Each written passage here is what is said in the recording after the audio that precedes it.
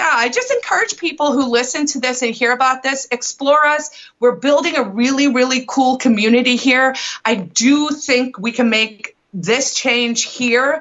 I'm like, if we don't do it here, where is it going to happen?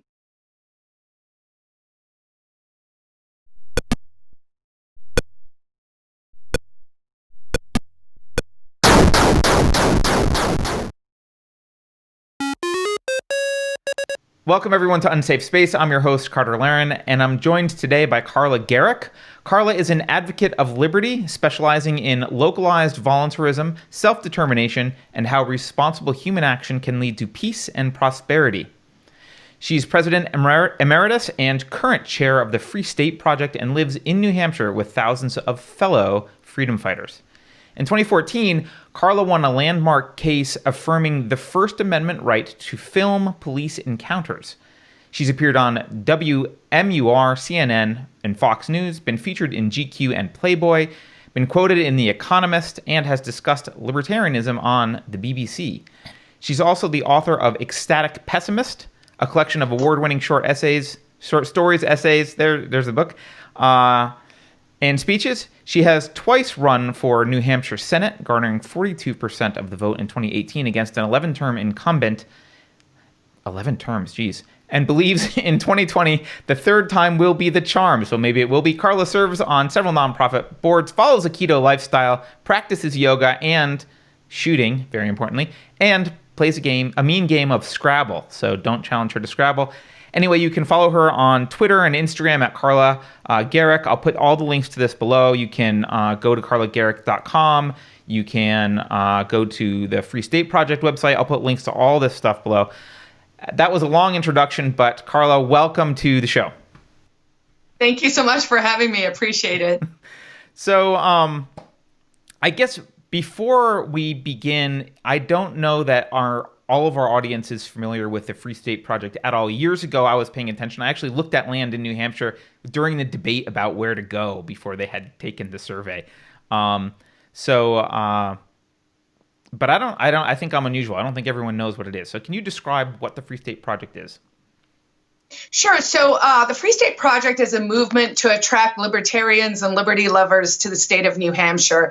I'm trying to explain it as move to New Hampshire and do something for liberty. That's the shortest version. Basically, it's been around now for 15, 17 years, probably. Initially, people debated where they should go. We looked at a lot of different states that all seem to have similar things in common: fairly low tax, low population, where there was still somewhat of a spirit of liberty. And back in 2003, the then people, this actually preceded me a little bit, took a vote, and New Hampshire won the vote. And so everyone said, all right, we're moving to New Hampshire. The then governor, Craig Benson, was like, woohoo! You guys come out this way. We'll welcome you with open arms. He was a one-term governor. I'm not sure of those two things. They may be related, those two things. You never know. Related. But then, so basically we've been slowly moving out here for more than a decade now. I've been here since 2008. So the thinking was, there are enough libertarians, but we're so dispersed across geographic areas that it's very hard for anyone to get traction. I think the number one guy we saw was Ron Paul. He got around 2 million votes. So the idea was, hey, if we concentrate in one place, maybe we can actually affect change. Now, of course, New Hampshire is the live free or die state. Not the best motto in the middle of a pandemic. So I like to say live free or die, but rather not the latter. It's still a great motto. It's still a great motto. It really is. I'm leaning towards live free and thrive. I think that has a better marketing spin. So really, in a nutshell, the idea is, hey, if you're passionate about liberty, if you think that, things might be moving in the wrong direction in this country, and if you acknowledge the fact that really changing things on a federal level might be too hard at this stage, and you're interested in really just building something new, then, we want you to move to New Hampshire. We want you to come here and join the fight for liberty. And I hope people will, because I don't think things are going to get better soon. Sometimes I'm accused of being a pessimist because I have this love for, I'll call it the foundations of America, and many Americans who share that idea of freedom and individualism, but not really a lot of hope that at the national level, things are going to play out in a way that is commensurate with those ideals, to put it mildly. So what were, you said low taxes, like were there demographic considerations? I mean, I assume the goal is to take over the politics of the state at some point, right? Moving to, you didn't all move to California, for example. Right. So yes, I mean, demographics do play into it. Taking over a state sounds maybe a little aggressive. So I certainly see it as trying to build alliances and allies with the Granite Staters who are already here, who do believe in that live and let live ethos. Our enemies will say we're coming in to try and take over the state, but either you believe in democracy, in which case, if we can get 50% to agree with our side of things, then that's fair, or you don't, in which case, it's a free-for-all. Right. So why we chose New Hampshire in the end, there's a great independently made movie that people can find on YouTube that is the 101 Reasons sort of why New Hampshire was picked. But I think the top ones are, there's no sales tax, there's no income tax on a state level. Those are two really big things. And, we know a state like Connecticut that used to be quite prosperous and then 20 years ago introduced an income tax and has just become another, sinkhole economically, as opposed to, places that don't have it. So no sales tax, no income tax. There is a international border up with Canada. We have a seaport.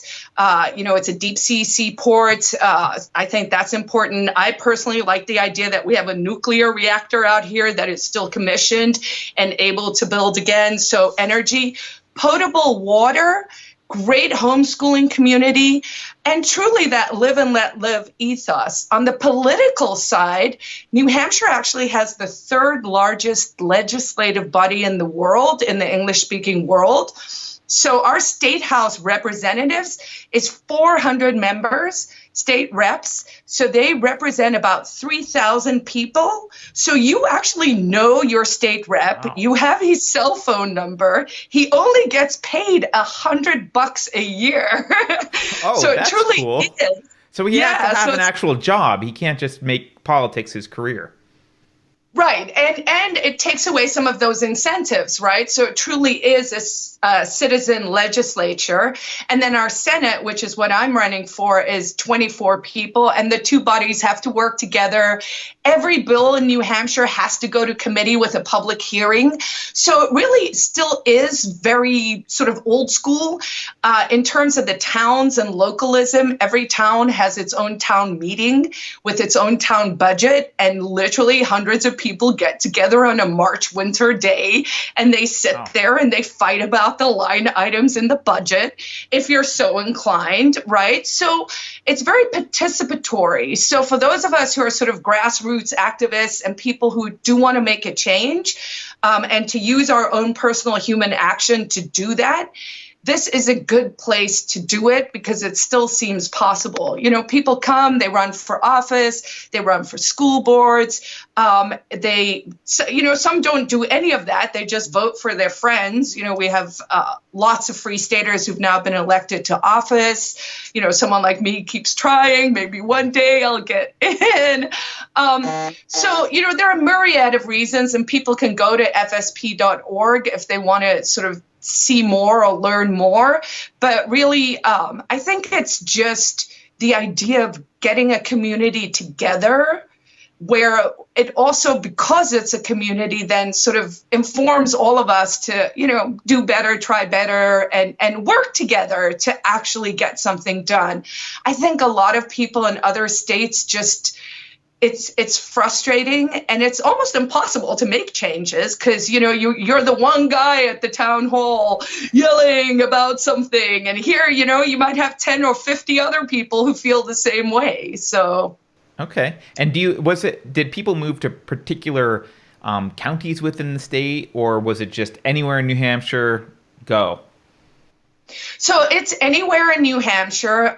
We have several different regions. I mean, New Hampshire is really, like, I sometimes like to think about the state as, oh, if this was a tiny little country, how would it be, you know? And if it was a tiny little country, once again, we have that border, we have the deep sea port, we have free trade zones, we have the airports. We're not far from Boston, we're not far from Quebec, but we don't have that sort of big city living. But what we do have is we have a mountain region, we have the seacoast region, we have the lakes region, we have farmland.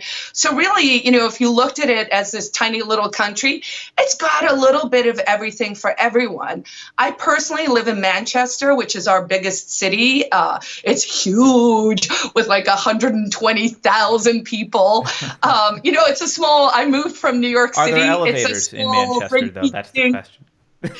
Yeah, you know, it's Manchester's, you know, people call it a city, but, you know, you can find parking downtown, no problem. Right.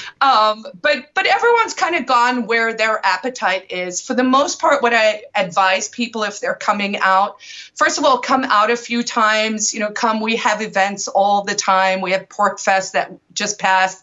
Only libertarians to actually do an event, so yay us. I was going to say, even the Freedom Fest canceled, but Pork Fest continued through the COVID stuff. No one stopped them.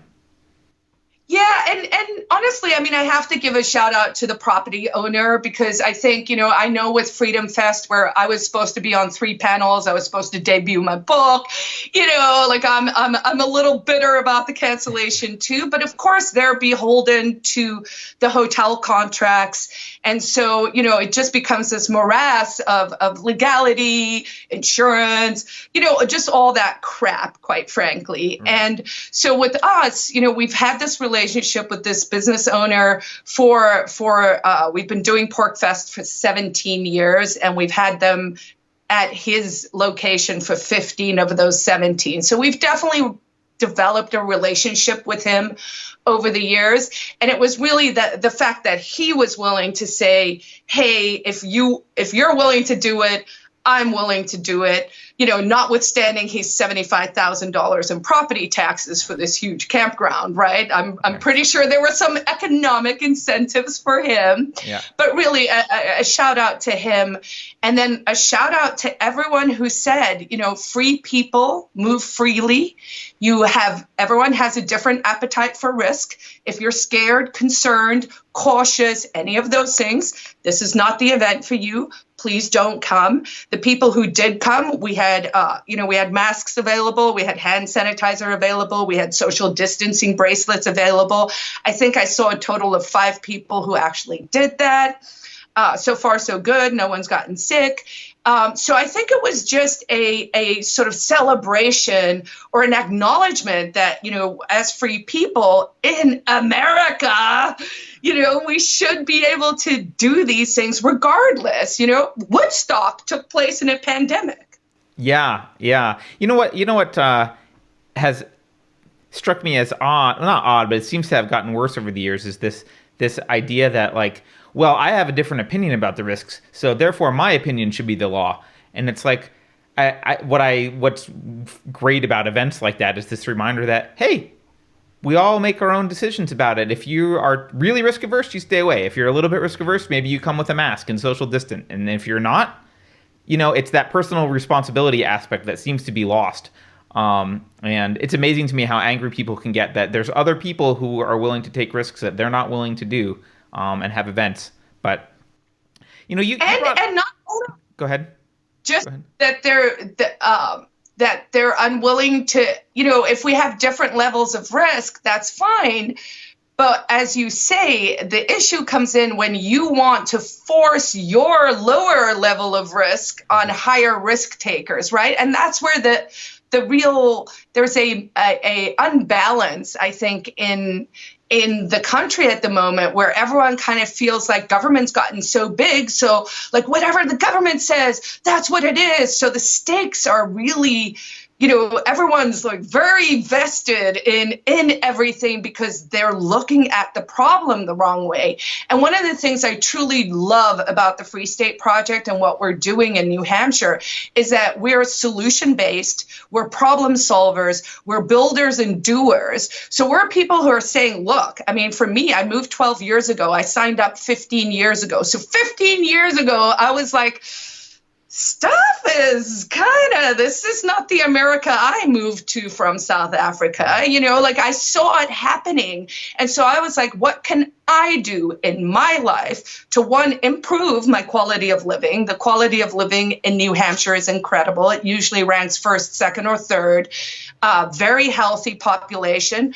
A little veering towards the elderly, but up here we've had less than 400 COVID deaths. So it's a healthy, outdoorsy, people who mind their own business kind of thing. But, we want people who are like, yes, you know what, there are problems, but they're not insurmountable. We don't have to go down without a fight. And let's bring dynamic people together and let's do something about it. And so that's the exciting part, I think. Yeah. You brought up something that I know a lot of people have wondered about, which is you've brought up as a plus your proximity to Boston, for example, and other places. But I know people are sometimes worried about massholes, as how I hear them referred to. Like, what's to prevent New Hampshire from suffering the fate of, let's look at states like Colorado, where all of the leftist Californians who utterly ruined this state, they're like locusts. They feed on the state, they ruin it with their laws, and then when it's all dried up, they move to another territory and like, where's a great spot? And they go and they ruin that. Let's say New Hampshire starts to be more successful and things are great. You've got, you keep regulation low and you keep the government out of people's business, and that naturally leads to prosperity and a more attractive lifestyle. What happens when all the Bostonians just start flooding New Hampshire? How do you prevent that? We build a wall. No, I'm kidding, of course, half kidding. But I mean, I think there are several things that can happen. I serve on the Foundation for New Hampshire Independence. That's a 501c3 educational nonprofit that actually talks about the advantages of peacefully, declaring independence and kind of creating our own little country. So building a wall, it's a far-fetched. It sounds, I appreciate it, maybe strange to some people, but I could make a cogent argument, and maybe I will in a minute, about that. But I think it's partly cultural. So how do we prevent things like that? One is you do lead with live free or die, right? You kind of say, hey, New Hampshire is this different place, and no, we're not going to provide those services. Because we have that sort of very localized control for a lot of things, I think that as long as we have enough people who are still willing to show up and to say, hey, no, hey, no, hey, no. I think another solution that we don't always talk about or think about is business solutions, right? We want entrepreneurs to come here, business people who come with good ideas.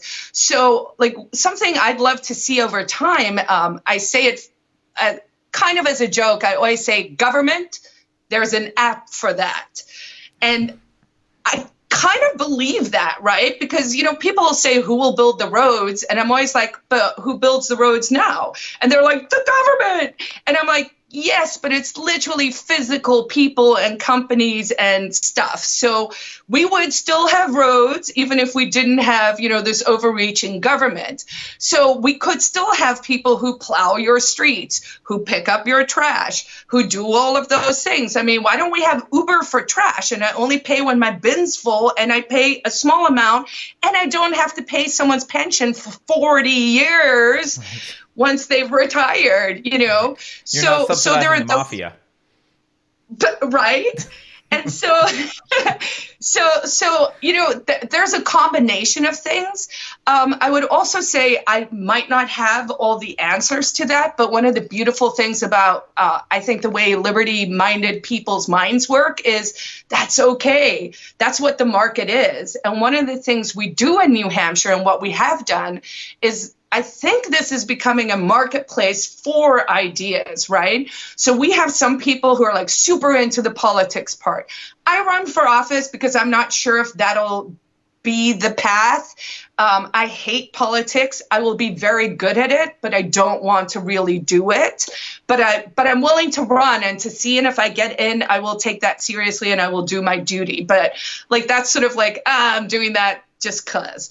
But then I'm much more interested in the sort of cultural, the artistic, that kind of stuff. So we're creating this marketplace for ideas where some people are like, yes, politics. Some of us are like, no politics. Some people will say they won't even vote for me and they're my friends because they're that principled, they don't vote. Right? Right. They don't vote. Right. That's a problem. I would like to change that, but I do understand where they're coming from. But then, we have a lot of crypto people. So we have a lot of people sort of in the new banking spaces and that kind of stuff. So so that's an opportunity. And then we have the agorists and the entirely outside the system people. And the beauty of it is those ideas get to compete. We get to experiment. We actually get to see over time as we continue to do this, because this is our lives, right? We're actually living our lives here, to be like, oh, that's working. Oh, that's not working. Oh, that's a terrible idea. Ooh, no, we don't want those people. Like whatever it is, like we figure it out and you tend to go, here's a concrete example. 10 years ago, I'd be like, escape to New Hampshire. That brought a certain flavor of people here that necessarily perhaps, didn't quite have their lives together. Now, you're welcome to come. Everyone's welcome to come. We don't want violent people or bigots or assholes, excuse my language. No. But for the most part, anyone can come, right? But what I want to bring, and what I'm using my human action for, is let's bring people who are like, excited about life and really want to like build something, which I personally call the Yankee Hong Kong. And I'm like, let's do it. Let's build this place where hopefully government is just looking at us with benign neglect, which is pretty much how Hong Kong came about, right? The British were like, whatever. There was some commissioner and he's like, let them do what they want. Right. And so if we could have a government that has benign neglect, and then for the most part, we're just building this incredibly dynamic state, then yes, even if those people move in, if we're not providing those services or those things that they demand, and if we've created the culture that is, New Hampshire men and New Hampshire women, and we're like, free people, we're free staters, then I think we can stem that tide. One more thing is, and this is very telling, I think. I always say, look, there are 49 other states where people can go be socialists. Are we not literally allowed one state in which we can apply free market principles? They literally will say to you, you're not allowed. And I'll tell you why. Socialism does not work when there is a counterbalance or an example to say there is a better way. So there really is a concerted effort now over the years that we've been here. We've gotten a lot of attention suddenly, and there is a lot of commie money flooding into the state to fight what we're trying to do. And so we genuinely also do need reinforcements. Right. That makes sense. I'm glad you brought up the culture because something that we talk about on our show quite a lot is there's the famous Andrew Breitbart quote that politics is downstream of culture.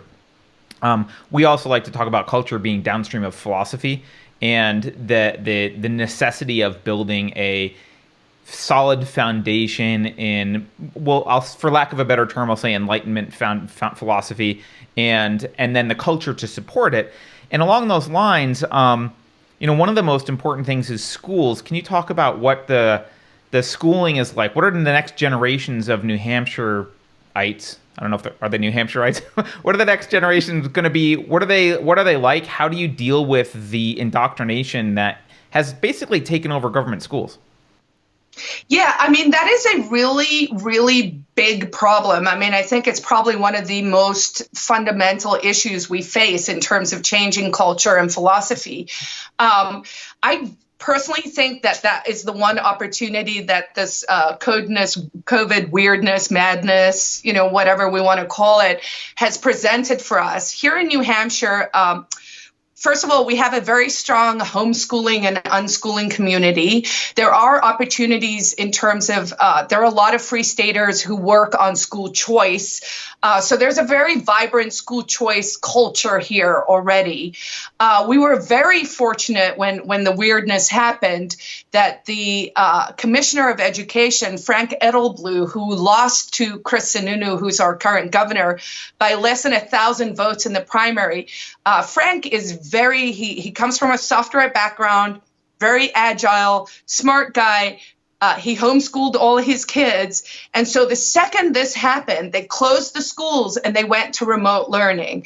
Now, I'm not going to pretend that it was like seamless, but we couldn't have had a better guy in there to really try and push for that. So I have spent more time than I should on Facebook. Every time I see someone who's like, what are we going to do with the schools? I'm like, keep them closed. Let's keep the schools closed till 2030. It's for the children. It's the only way we can be safe. Yeah. It's the only way, right? So I see all of this as an opportunity to genuinely, the number in my head was if we could get 25% of current parents to not send their kids back to school, that would be a huge win, right?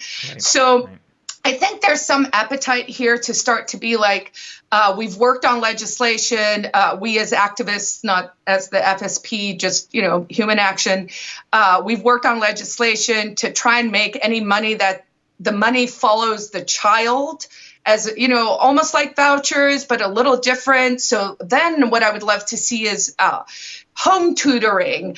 Who knows? Once again, it gets back to that experimentation, allowing people to do what they think is going to work for their kids. But, we also have an opportunity, I think, with all of this. One of the things that it just flummoxed me was when they went to remote learning, they still were delivering meals to children who were getting free lunch. So I guess there is such a thing as a free lunch. Wow. Schools.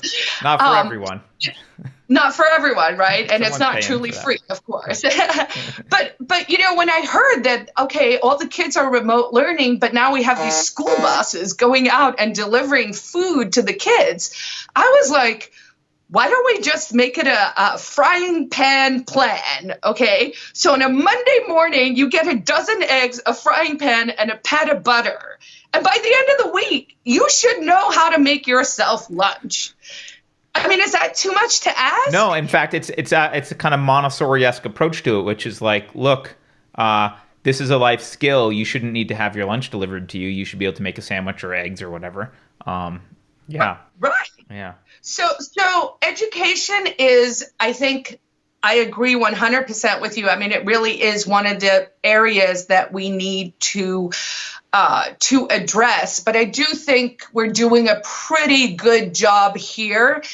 We also, to be fair, we have incredible private schools out here. Some of all the Tony sort of fancy pinky up schools are out here. We have, in terms of colleges, of course, Dartmouth is here. We have St. Anselm, a private Catholic school. So there is good schooling to be had too. And generally on the metrics, if we care about federal metrics, New Hampshire schools do pretty well. So for some people, understandably, they don't want to homeschool or they don't want to come up with something else. But I think people are ready to start to have the conversation about what is school supposed to be, because you've seen a lot of parents now actually admit that, school is just daycare.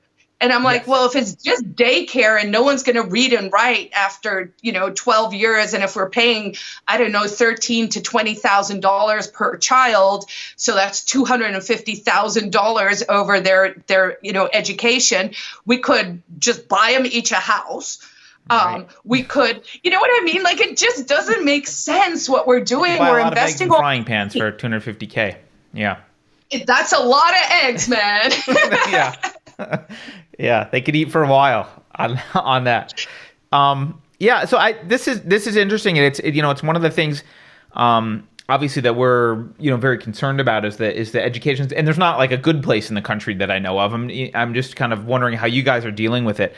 How beholden is New Hampshire to federal purse strings generally? I don't really know the economics of the state, but one of the ways that the federal government tends to get its way with states that are wayward usually means more libertarian, is they threaten to withhold funds. So New Hampshire used to be a net federal taxpayer, so we paid in more money than we got out.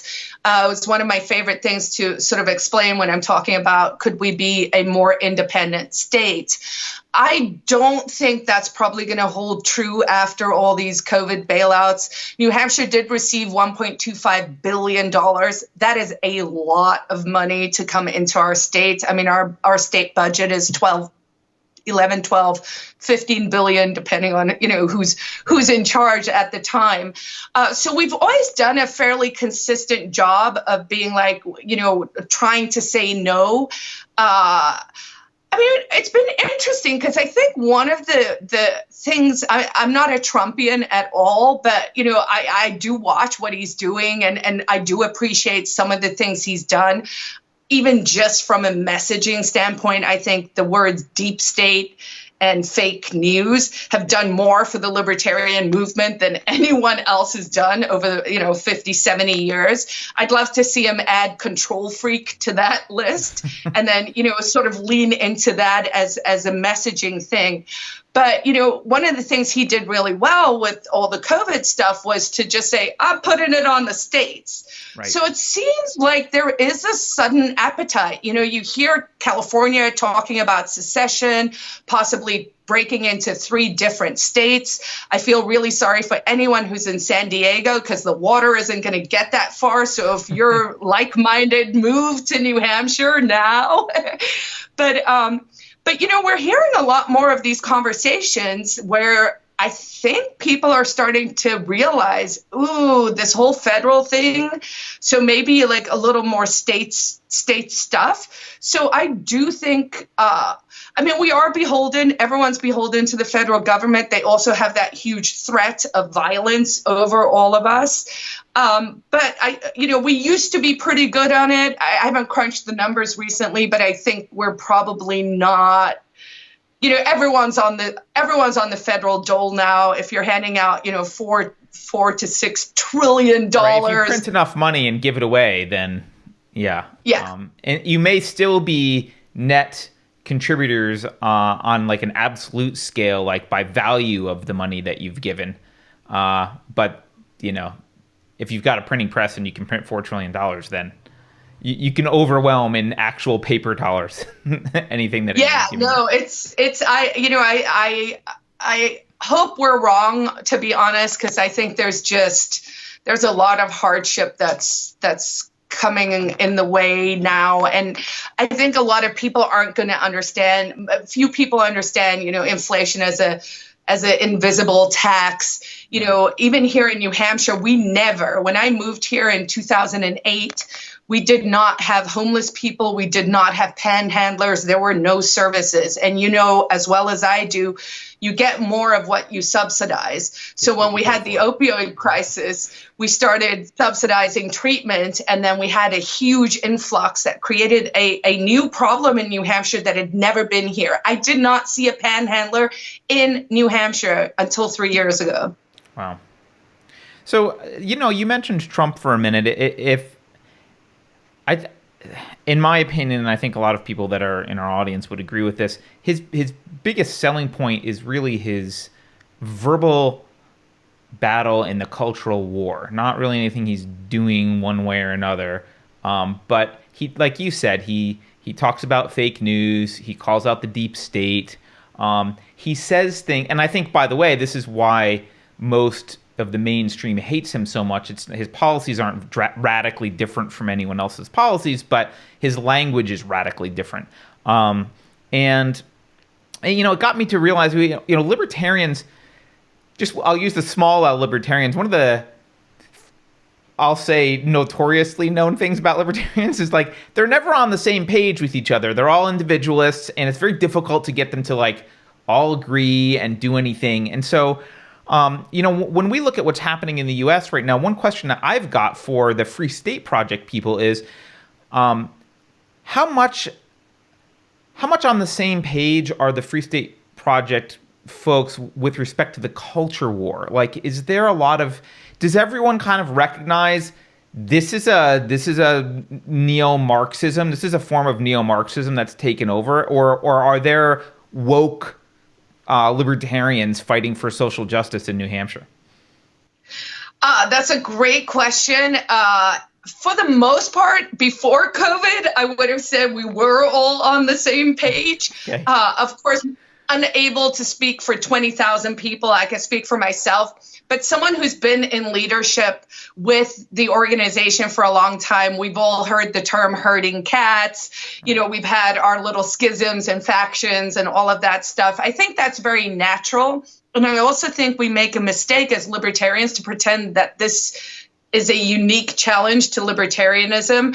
I run as a Republican and I watch their nonsense, from the sidelines because I have no vested interest there. So I just kind of watch it like a train wreck. And it's equally ugly and ridiculous and silly and stupid and all of that. So I think we should not lose sight of the fact that that is genuinely part of the human condition. It's not something you'll see as much in the Democratic side because there is this woke lockstep neo-Marxism. So we do have a social justice faction. I mean, I myself would even say, my background, I am a lawyer, but I also have an MFA in creative writing, my book. And definitely, I would say I came from the left. And so I have empathy with that sort of idea of having empathy for humans, which sometimes as libertarians, we don't sell it that way because I think almost instinctively are like, well, duh, that's obvious. That's what individualism is I respect me, you respect you, and we're cool, right? So it's built into it, but we do have to explain it more. We have seen, I'm in a, like a 700 comment thread today on Facebook because I dared to say, if you want me to wear a mask, I want you to lose weight, get 8 hours of sleep, and eat. Are you ready, Karen?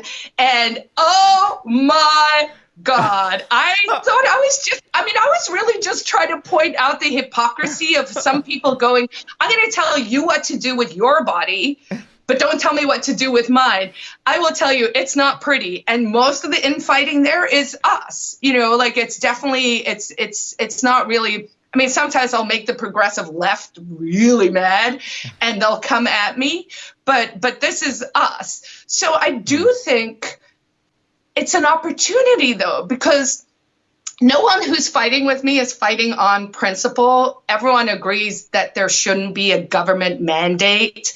So beyond that, then it becomes an issue of persuasion.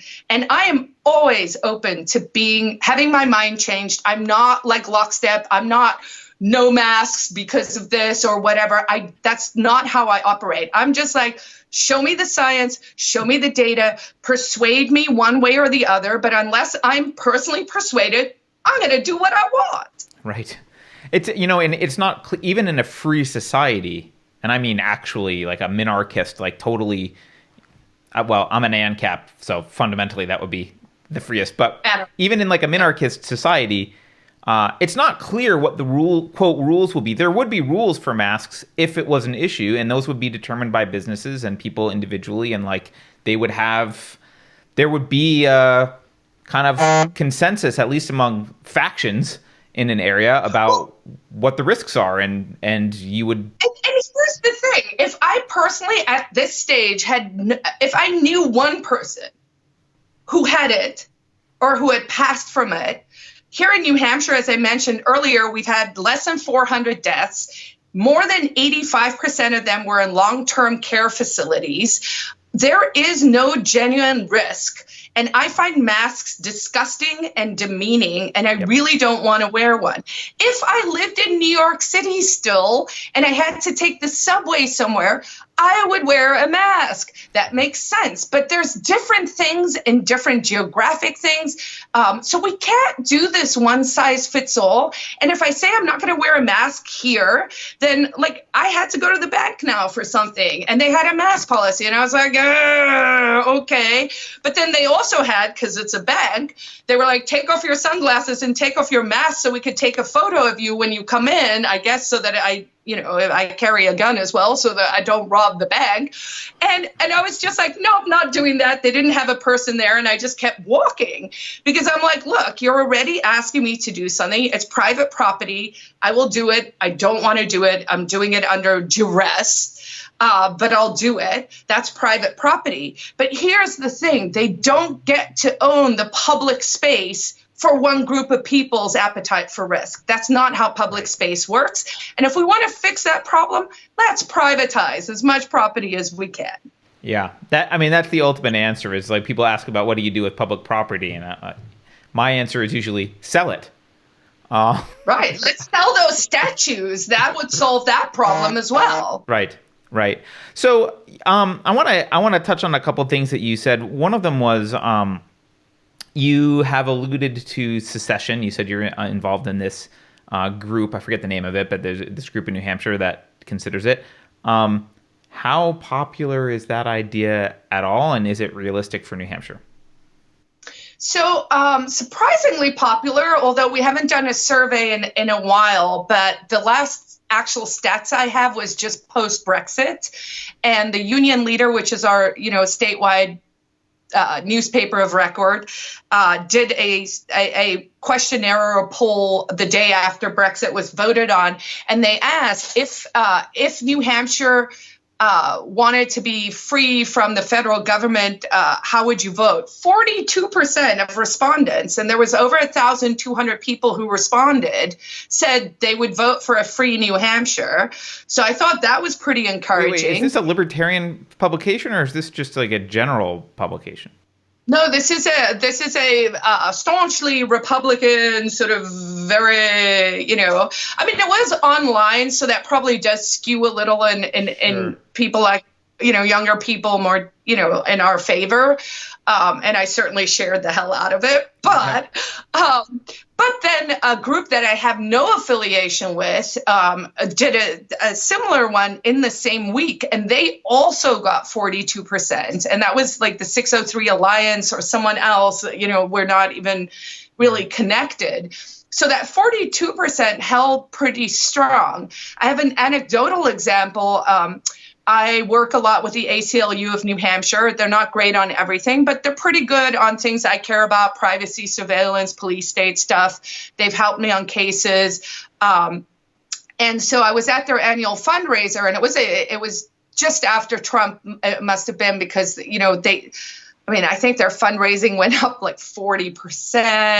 Right. They just, there was this huge reaction, right? So let's say there were 1,000 people in the room. So when they were giving their talk, they would do sort of lefty issues, Planned Parenthood, and only half the room were like excited. And then they did something about guns, I think, or something, and like half the room was excited. And then they mentioned these illegal, unconstitutional border patrol stops that have been popping up all over America. And they did do one up in the North Country on the Canadian border because, the Canadians are coming, right?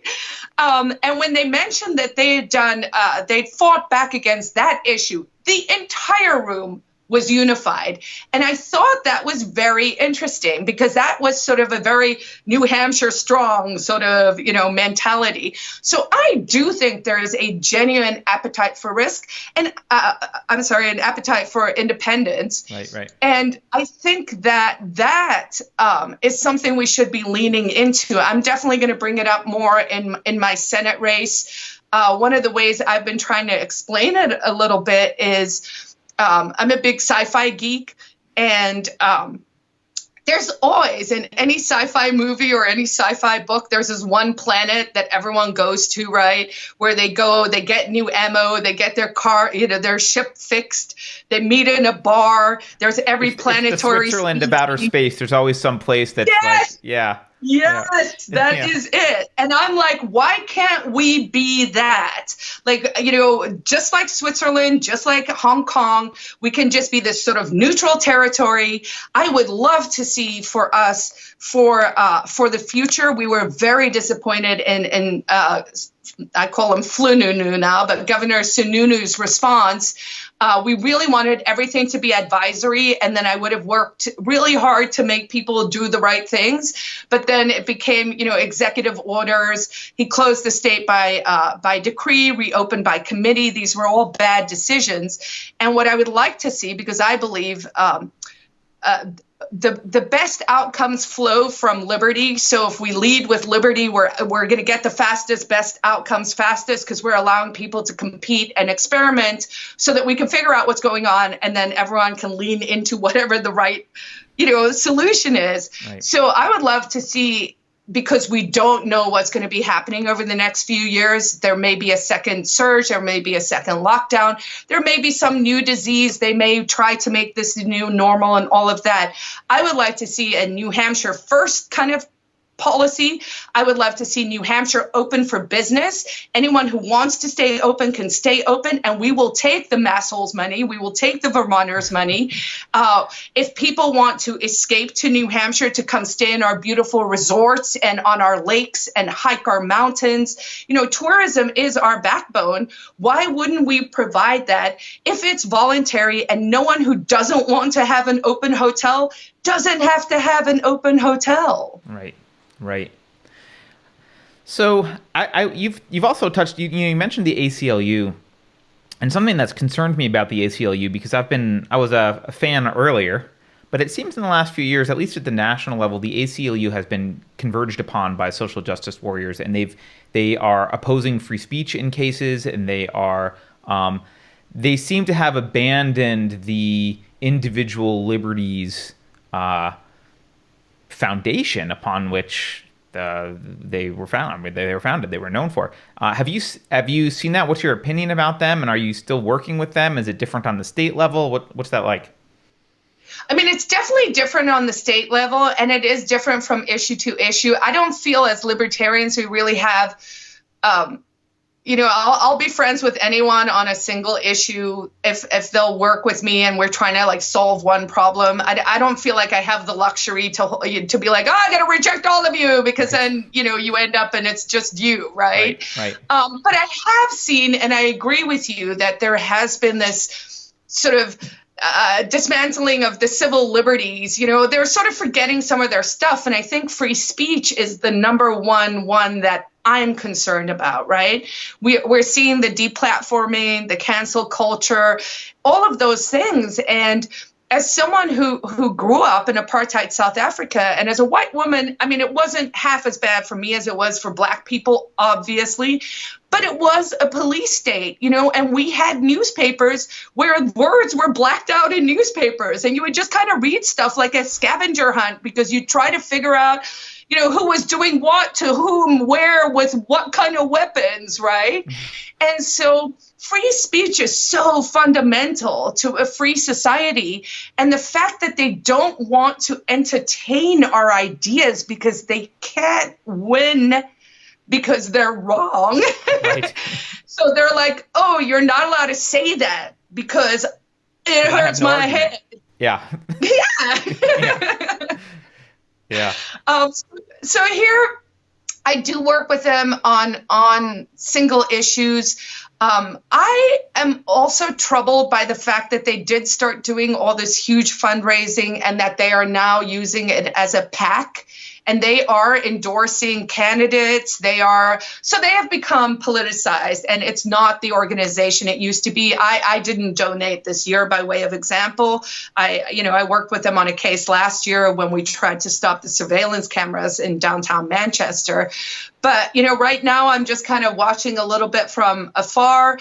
I would love to see if they send out a questionnaire. I'm certainly going to fill it out. And I feel like since they have worked with me for 12 years, if they don't endorse me, that would make me kind of miffed. So maybe that'll be the test. Yeah, they may ask you to sign a social justice pledge first and apologize for your whiteness. And if that happens, if you don't do it, they may not endorse you. I'm African American. That's true. You are technically African American. I love it. Nice. So let's talk about the police for a moment, because one of the things for which you're known is that you were arrested in 2010 for filming police officers in public, and then you were involved in a landmark case. Can you talk about that? And then I kind of want to talk about cops in general. Okay, yeah. So, very briefly, it was a late night traveling situation. I was actually following another car and literally did not know where I was going. And, one of the things as a libertarian I love is technology, right? So I have to remind people this was commonly used GPS and pre-commonly used cell phone footage, right? Both of those things have vastly improved our lives and probably saved more marriages than we know. GPS, thank you. So I was following this other car. So the cop stopped us and said, "Oh, you should go. We're just pulling these other guys over." And I was like, well, I literally don't know where I'm going. I'm following them. So I'll just pull into this parking lot over here. Long story short, my camera was not working. It was a physical video camera. They did not like my attitude, I guess, because when the officer came to he came to my car, they called out squad cars. And so he came and he was like, "You need to give me your license and registration." And I was like, "Do I? I'm not, driving. I'm just parked here." And so it was like, "You have 10 seconds to comply or we'll break your window." I mean, it escalated. One of my favorite lines from the deposition was they actually did the whole trick where they do the handcuffs, and they were very tight at the booking station, and I complained, and they came over and they made it tighter, like things out of like movies you've seen, right? And I was pretty shocked, but being the person I am, I was like, okay. So what happened was when I was leaving the station, they had taken my video camera and they didn't give me a receipt. And I was like, well, I'm not leaving here. They were like, "We're keeping it for evidence." And I was like, okay, that's fine. But then I need a receipt to prove you took my camera. It's brand new. I got it like 4 days ago, kind of thing. And they were just like, "No, then we're charging you with wiretapping." So they charged me with wiretapping in a retaliatory fashion. Of course, they dropped the charges against me immediately. I'm still proud to this day that I instructed my lawyers that day at court. I'm like, "You go to the judge and tell him to reinstate the charges. I want to fight this." And of course, everyone was like, "Who's this crazy lady?" No, we're not doing that. So I sued them in federal court. We took the case. It took 4 years.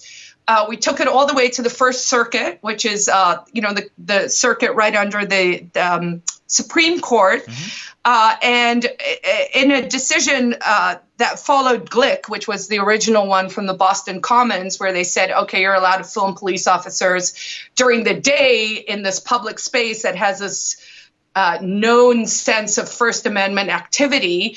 The state was making the argument in my case, well, there are different rules that apply late at night at a traffic stop in WMUR, New Hampshire. And I was kind of like, really? Is there a difference? Does the Constitution not work at night or in the dark? So I'm very proud that, I had great lawyers.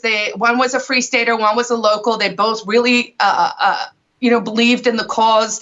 And so we took it, we fought it, and we won. And it's a landmark case for 2 reasons. One is the camera didn't actually work. The card was full, and I'm useless with tchotchkes. So like I just actually ended up holding it. So always remember, even if your phone's not working or if you don't have whatever it is rigged up, just hold up your phone. It puts everyone on better behavior. Yep. And we know statistically it will actually help police officers to act better.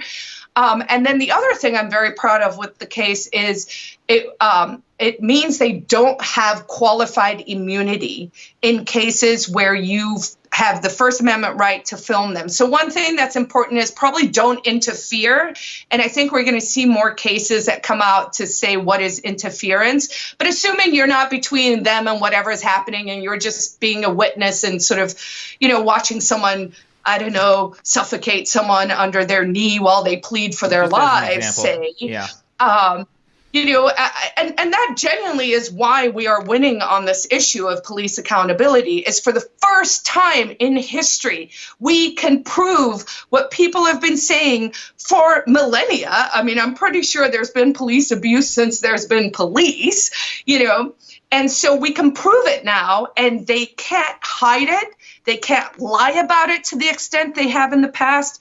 And so I encourage everyone everywhere, if you're a liberty person, if you see a police encounter, film it. Be a witness. Don't interfere. Don't whatever. But even if it's like you're driving, and you see a traffic stop, if you have the time, pop out and it's until they wear the body cams and then also actually make that actually accessible and not just save it for when they're trying to cover their asses.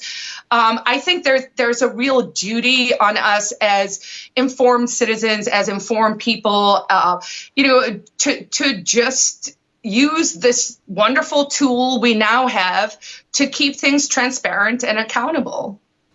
Yeah, I mean, if you accept the argument that the police are a proper function of the government and that they're there to help enforce laws that are somehow just and agreed upon, which is the premise we'll assume most people accept, there's really no argument against wearing a body camera constantly. Like that's that should be a thing, right? Like they're in our service, we should be watching what they're doing. Right. So, and I'm shocked by this idea that people are like, but especially with the qualified immunity, right? So people are oftentimes surprised when they realize, police officers are held to a lower standard than ordinary citizens.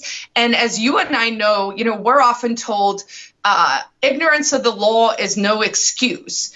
But what qualified immunity means is ignorance of the law is no excuse, except if you're the enforcer of the law, then it's an absolute defense. So they get to go, we didn't know it wasn't, we didn't know it was illegal. We didn't know it was legal. I didn't get that memo. And it's like, we're not allowed to say that. Right. Yeah. I mean, I have had some mixed feelings about qualified immunity because, if you read the origins of it, some of the origins kind of make sense in some of the original cases where it was like, you don't want the cop, you don't want the family of a bad guy who actually was doing something bad to then sue the cop because of some innocent thing that happened, because people are sue happy now and I can get away with stuff. So there's this sense of it kind of makes sense that he shouldn't be subject to these kind of lawsuits, but it's gone kind of the other way where it's used now just to protect them from things that they should be liable for. And this is why I want to talk to you about the police a little bit more, because I have gone back and forth on the cops generally. I was kind of I was pro-police for a while. Then I was very anti-police, all police are bad, get rid of the police, right? I would have been the defund, that would have been me. Defund the police, get rid of them. And then this defund the police stuff actually happened in the most recent stuff. And, there's cases like the George Floyd case where it's okay, there's egregious activity. But then there's other cases in which I look at that having trained with firearms and with a lot of police, and I go, well, that was actually a totally justified, reasonable thing to do, and you're scapegoating the cop because you don't like cops generally. And so I've kind of tempered that a little bit. And now you've got the defund the police out there, people, and my knee-jerk reaction is, well, I don't like them. They're a bunch of Marxists, so I must disagree with their policy. So we must not be doing that. And then I had a conversation. This is a long intro, but then I had a conversation yesterday with a really close friend of mine, and she brought up a question that I hadn't asked myself. And she said, well, think through your life. Have the police ever helped you?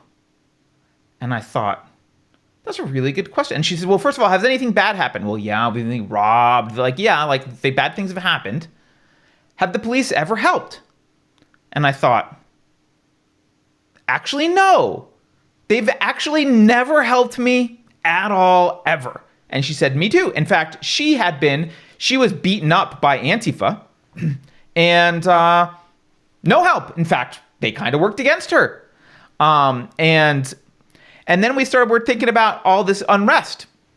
And her husband was on the phone, and her husband said, well, the police are going to let the rioters riot, but if you go LA Korean style and you try and protect your establishment, guess who they're going to come after?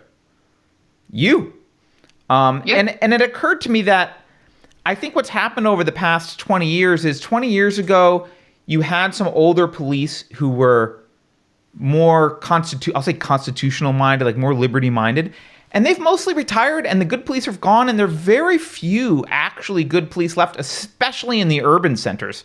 And, when I ask myself, all these horrible laws that we oppose, all this police state stuff that we're worried about, all this authoritarianism that we're worried about the Marxist left enforcing, who's going to enforce it? It's going to be the police. And I think the right has this. I think the right is largely living in this fantasy of the past where they think Andy Griffith is going to lay his gun down and not fight them. But I don't think that's true. And I want to know what your opinion about this is.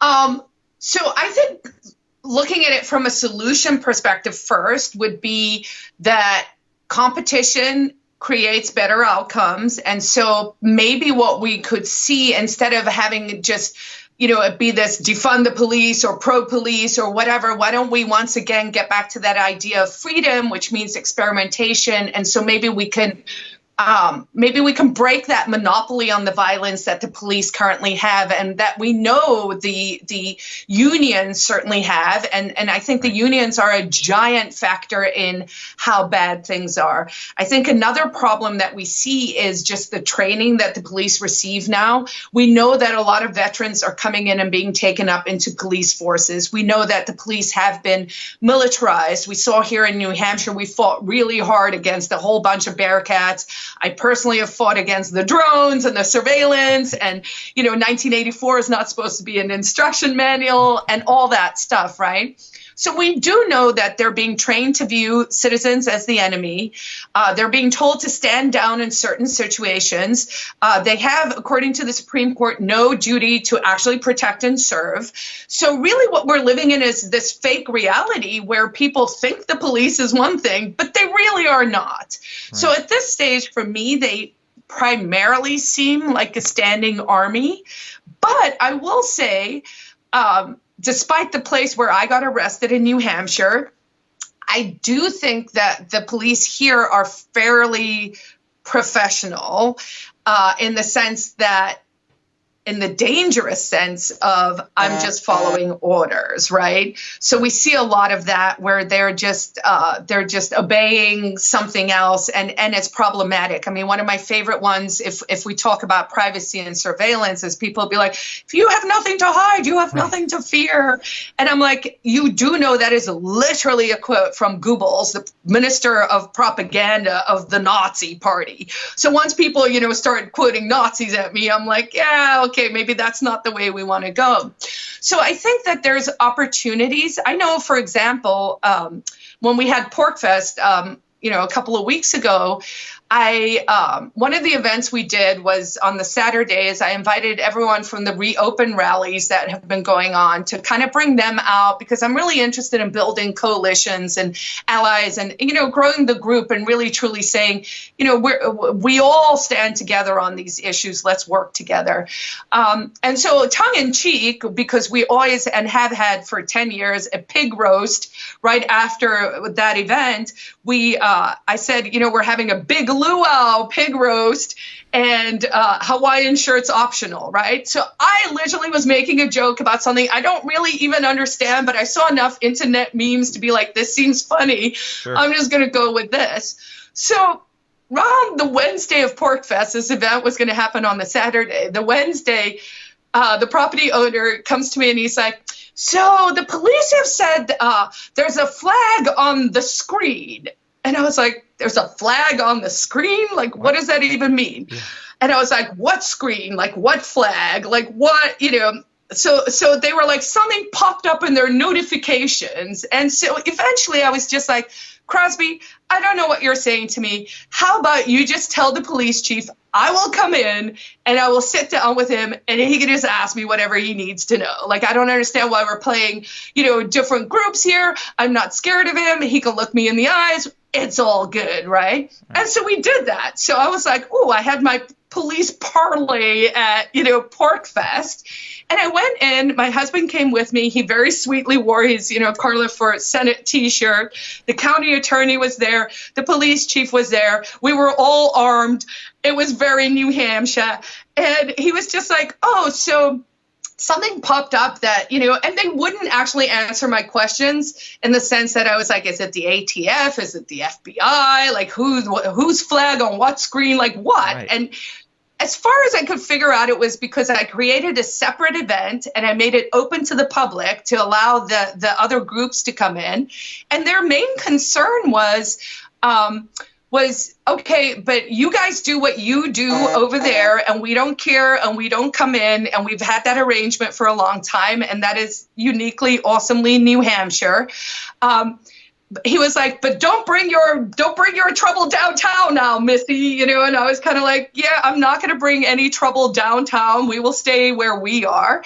And it was just, it was I think it was a positive step in the sense that, we did just have that conversation.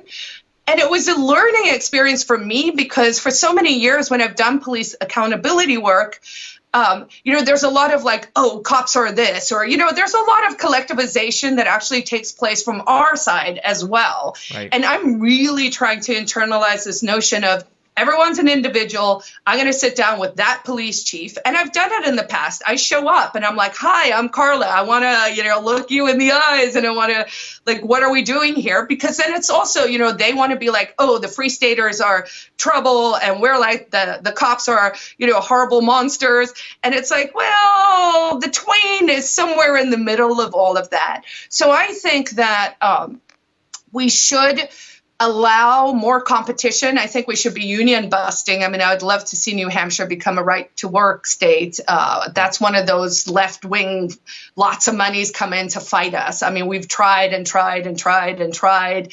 But, our opposition is actually pretty well funded at this stage. And so, here in Croydon, New Hampshire, which is a little, you asked at the start of this, are there pockets where lots of people move? I mean, primarily people move to to Manchester first and just use that as a launching pad. But there's a small town where our besties live called Croydon, New Hampshire. There's Bardo Farm. It's an off-the-grid farm. They supply most of the meat for all the Free Staters. We're not concerned about meat shortages. All of us know where our food comes from. We know there's water. Like, we can survive. Like, if things really go to hell in a handbasket, we're good to go because our lives didn't really change that much. But this little town of Croydon fought a really big school choice lawsuit and won. And in February this year, they defunded their one-man police department where the guy was in such a huff that he literally disrobed in the alderman meeting and put his gun and his uniform down and started walking home in a winter New Hampshire night in his skivvies. And I was like, well, that's how we defund our police up here. Wow. That's New Hampshire for you. Yeah. So it's weird because I do know there are, like you said, the cops are individuals just like anyone else. And there are a couple primarily older cops that I know who kind of still think of themselves as like, I'm trying to uphold the Constitution and be fair and do my job, and are less likely to just we read this book recently called in our book club called Ordinary Men about the Police Battalion 101 in Germany that was stationed in Poland that just obeyed orders and killed Jews because that was the that's the order. I know not all cops would do that. Not all cops are just following orders, but I definitely do think that the good ones are either leaving, have left, or seriously consider leaving at this point, which does kind of beg the question of like, okay, well, what are they? They are the standing army for the opposition because the opposition is taking over the government. So they are kind of the standing army. And another issue that you have is you got the inner city police where you have the cities like LA, for example. They got huge training budgets. They got the stupid tanks and the HRT teams, and they can like do all this kind of stuff. They've got the training up the wazoo that the small towns can't do.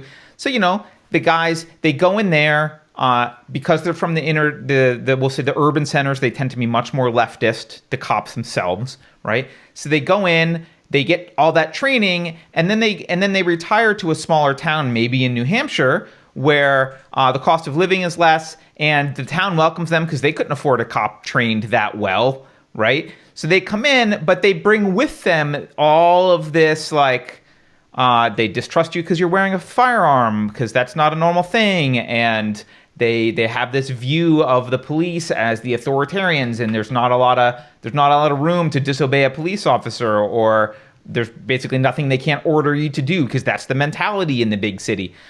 So it definitely is an issue. Do you think that there are police allies in New Hampshire as part of the Free State Project, or no?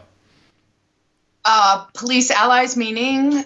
Well, yeah, police who are like, I'm part of the Free State Project, and I'm a police officer, and I think we should secede.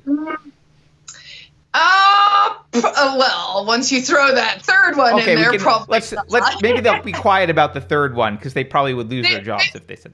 There are retired police officers, many of whom now serve in the legislature, who I would say are of that older school that you were talking about, sort of constitutionalists. I've testified in front of a lot of them, so much so like where I got arrested, the one guy who was a former police officer said, "Oh, where did that happen?" And I said, "Where in New Hampshire, the town?"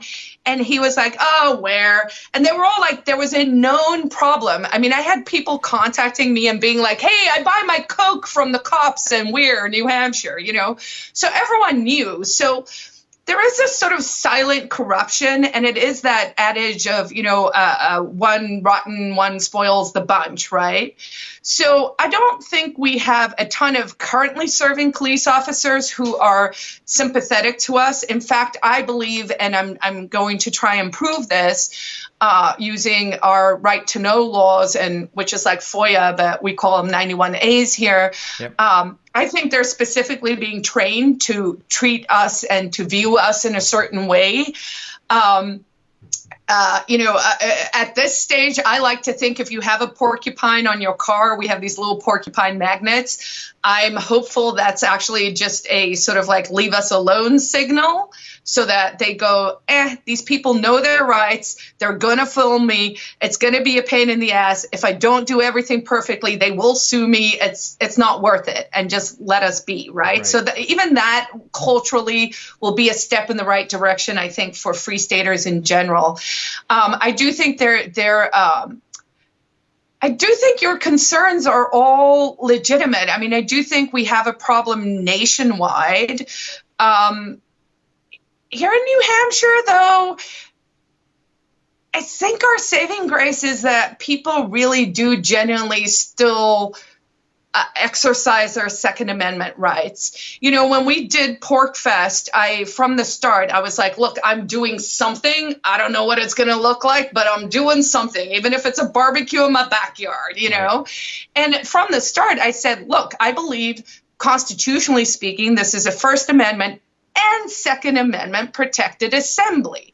Now, we know, we have private clubs across the state. Various free staters over the years have started places. They're membership based. You pay X amount. And it's a very laissez-faire, as you can imagine, sort of environment there. And I've always thought, wow, it's really surprising that we haven't gotten raided over the years. And I'm like, oh, I know why. Are you going to go pick a fight, with a well-armed group of people? No, we all want to go home at night, and I want police officers to be safe and go home too.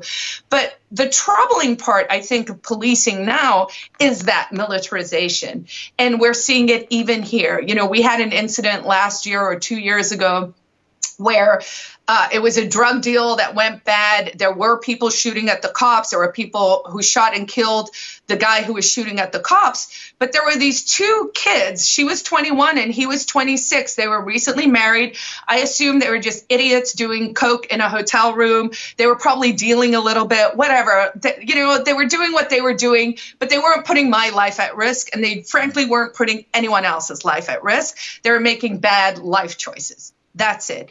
Those two died because they deployed at least 17 tear gas canisters into their hotel room. The autopsy report, so the original police report actually said deployment of chemical weapons, because that is what tear gas is. And if you're in the military, that's the way you would describe it.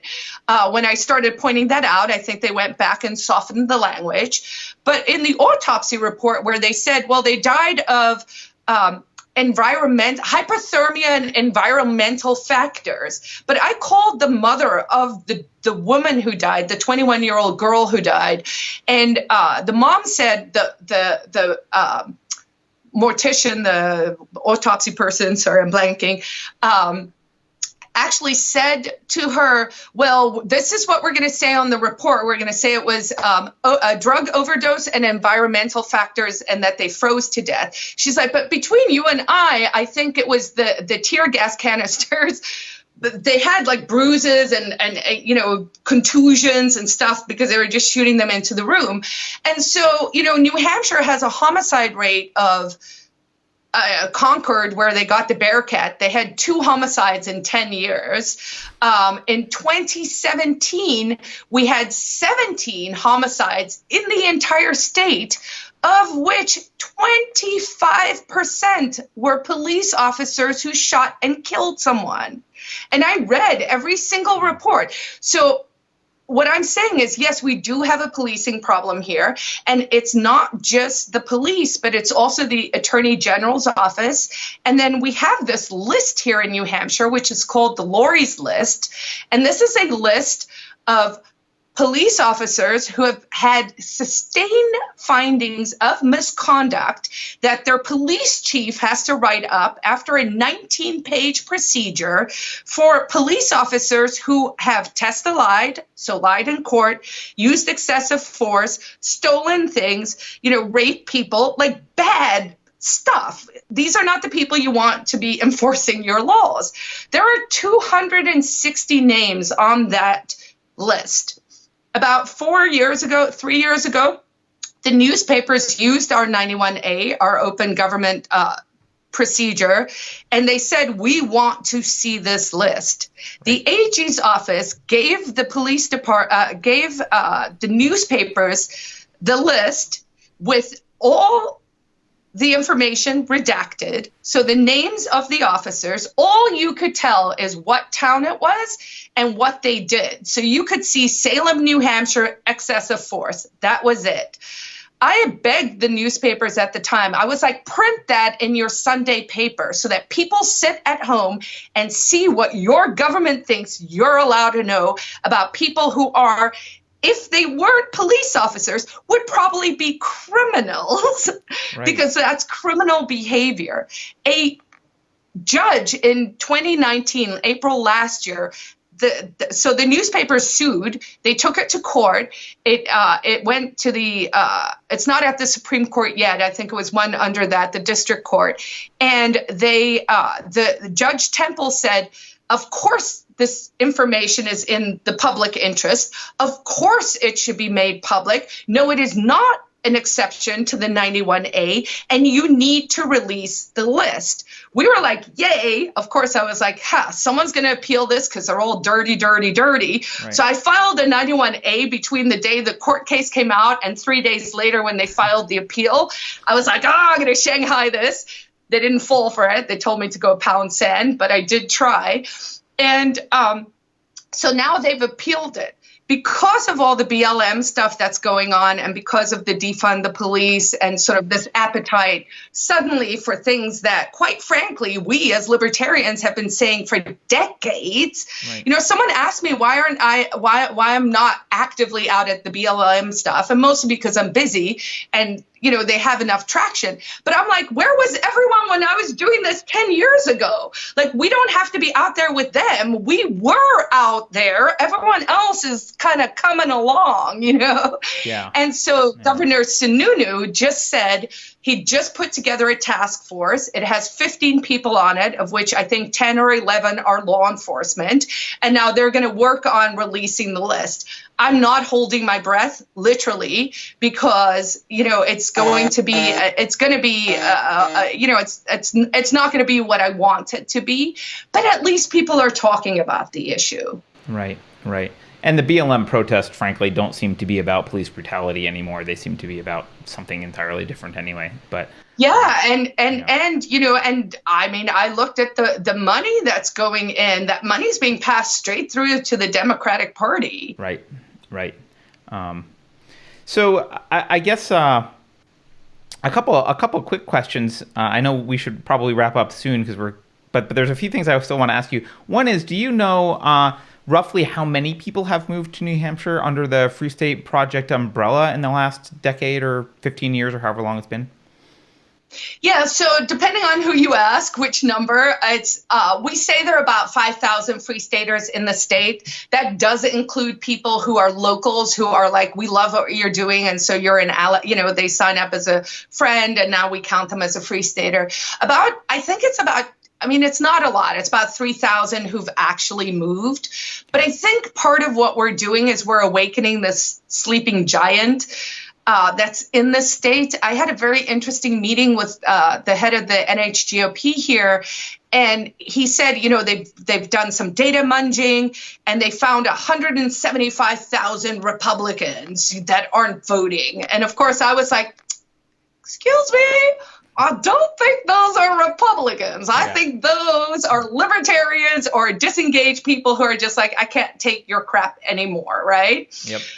But I was like, that's a solid number, right? So if we can energize those people, but, you know, other people move and they don't tell us. We have gotten about, I think it's 42 people elected at this stage. We still haven't been able to like level up to the Senate level. I've been trying. Would you be the first at the Senate level if you won? Yes. Okay. So why don't we? Yeah, that's a good segue. Why don't we ask about your race and how it's going? Sure. So I am running for office again. I run under the Republican ticket. In 2018, I was actually a fusion candidate, which is a libertarian Republican thing, which is also one of those like uniquely New Hampshire things. So they can write you in as long as the party has ballot access. And currently the LP doesn't have ballot access, partly because of COVID and like all this stuff. So there's shenanigans that I don't even know what's happening. But I ran originally in 2016. I ran because they called me at 3:20 on the last day of the filing. And they were like, oh my God, no one is running against this guy. He's literally running unopposed in this district that is in the biggest city and the one town over, Manchester and Goffstown. Will you put your name on the ballot? And I was like, I don't know. I'm down by the lake hiking with my dog. Let me call my husband and see. And we kind of talked it over. And I didn't want to be like, leave anyone in the lurch. So I said, sure. Then they were like, oh, but you have to go to Concord to file. And it was bike week. So, I mean, it was just this dramatic. Like I was in my car. I got there 2 minutes before the time was up. I double parked, ran in, signed up. So that was my first race. I got 40%. That pretty much is because less to do with me as much as I would like to say it has to do with me. And that was just the Republican base. Those are people who mostly vote down the ticket and probably a few thousand who like Carla, right? Then in 2018, we did this fusion libertarian Republican thing. I actually had to file for a recount. I've already done a recount because they didn't count the votes. And I knew that on the write-ins, based on my friends, I was like, oh, they're lying. So, we went through that whole thing. And my district swung 12 to 15% measurably to the left. And I still went from 40 to 42%. So I went up 2 points when my district swung 12 to 15% left. I feel very good about that. I may be naive, but I feel like, hey, I didn't go down. I actually went up, and there was this huge anti-Trump wave that came out, right? There was a big blue wave. So I'm feeling cautiously optimistic. I do need to raise a lot of money. As I mentioned at the start of the show, my opponent, is an 11-term incumbent. He's 83 years old. He has a war chest of millions of dollars. I think last in 2018, he had $450,000 and I had $38,000, so it's definitely a David and Goliath thing. Right. But I think people know me better now. People know more about my positions. And one of the things I'm really proud of is I'm a personable person, and I feel like I can explain these ideas fairly cogently in a way that it becomes accessible to people. Because I think a lot of times it just sounds scary, but I'm at the stage, if we just went back to, I don't know, honestly, if we went back to 1984, we'd probably be in better shape. Yes. In terms of regulations and overreach. I probably wouldn't pick that year aesthetically as the year to be saying. Right. but yes, yeah, that probably symbolically it's a bad year, but yeah, I get what you're saying. Yeah. Even if you rewound to when a lot of people were younger and stuff that they remember, it would be better. Well, the last thing I wanted to ask you about was your book. So can you tell us about Ecstatic Pessimist? Show us the cover. Okay, the Ecstatic Pessimist, which at the back says, read this book, move to New Hampshire, live free and thrive. It's called, so the Ecstatic Pessimist is not entirely on brand for me because I'm actually an ecstatic optimist, but some of these contain older stories and the rational optimist was actually taken. So it is a collection of work, and I have a law degree, but I also have a master in fine arts from City College in New York. So some of these are sort of award-winning short stories that I wrote when I was doing my master's. But there's a lot of essays about the activism that I've been doing over the years here in New Hampshire. And it is quite telling to sort of see how it went, from, there was a school lockdown and we should be concerned about this, to, a street-wide lockdown, to a block lockdown, to a neighborhood lockdown, to a city lockdown, to a state lockdown, sort of that progression. So I feel in some ways that it, sort of vindicates a lot of our positions. I have currently an active podcast, but coming back soon, called Told You So. And it's a little bit like, I feel like as libertarians, we should be telling people, but hey, we've been telling you this forever. Why don't you guys listen to us? Yeah. So I'm very proud of it. It is currently on Amazon. There's a Kindle version. There's a Kindle Unlimited version for people, but please buy the paperback if you can. Nick Gillespie from Reason Magazine reviewed it, and he said it is a fantastic package of writings that veer from fiction to autobiography and memoir to political polemics. It's great. It mixes stories about substance abuse, lack of focus, historical wrongs, and a utopian attempt to remake the world as a better place in a very pragmatic way. I highly recommend The Ecstatic Pessimist. So everyone should buy it. It sounds a little bit like the female version of PJ O'Rourke. I actually sent PJ because he lives up here in good old New Hampshire. Yeah. I emailed him last week and I was like, PJ, I want to send you my book. Where can I send it? So hopefully he will respond to that. I'm actually, that's funny you say that because this is literally lying right here on my desk. Don't vote. It just encourages the bastards. But, he's getting old. He did one of those COVID Zoom happy hour things that I jumped in on a few weeks ago. And he was like, I'm 72. I smoke. I drink. I haven't left the house in 4 months. He was just kind of he originally was not a fan of the FSP, but I'm trying to win him over. And I genuinely hope that this is the connection there because he is getting older. We need a new voice. I think I can be that voice. I'd rather be an author than a senator, but I will do both if I have to. Yeah. And that's pretty much my story. Well, Carla, I really appreciate it. Remind people where they can go to find out more about you, more about the book, and more about the Free State Project. Sure. So Free State Project, of course, is fsp.org. And you from there can find PorcFest and Liberty Forum and all that information. For me, you can actually go to my website, carlagericke.com. So that's CarlaGericke.com.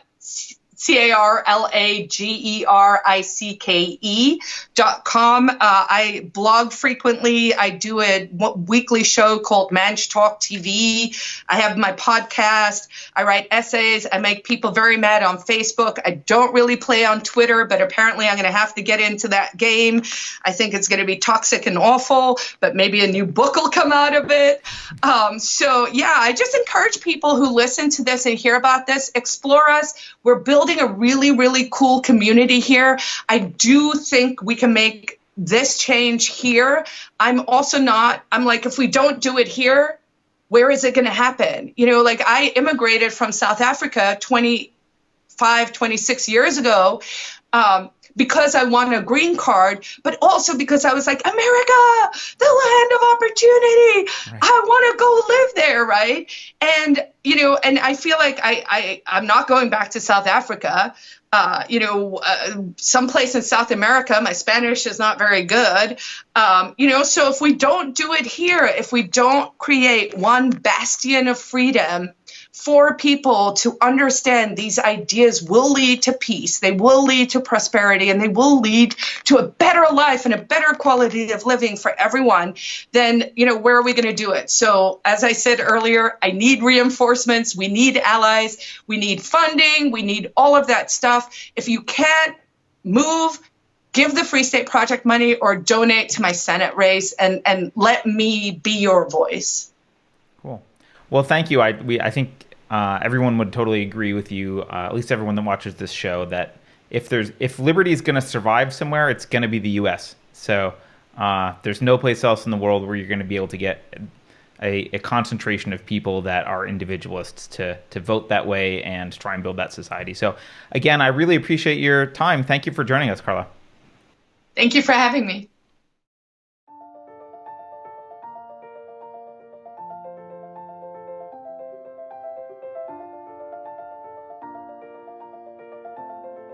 Thanks for watching. If you're new to the channel, we have a deep content library that includes interviews with everyone from Mike Cernovich to Megan Murphy, so go check it out. If you'd like to see more, please consider supporting the show by visiting unsafespace.com/donate. You can find us on all the major social media platforms, at least for now, and you can find a community of like-minded individuals on our Unsafe Space chat on Telegram. See you there.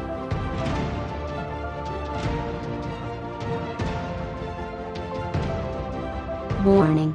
This is an unsafe space. Dangerous ideas have been detected.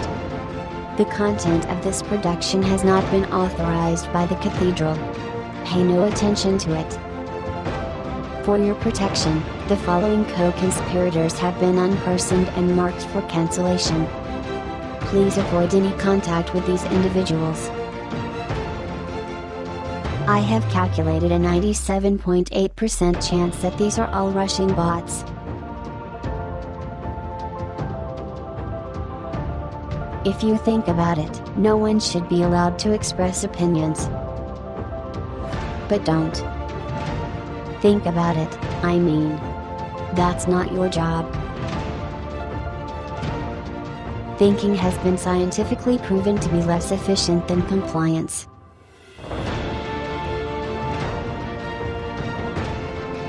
Social justice is a healthy way to experience feelings of moral superiority.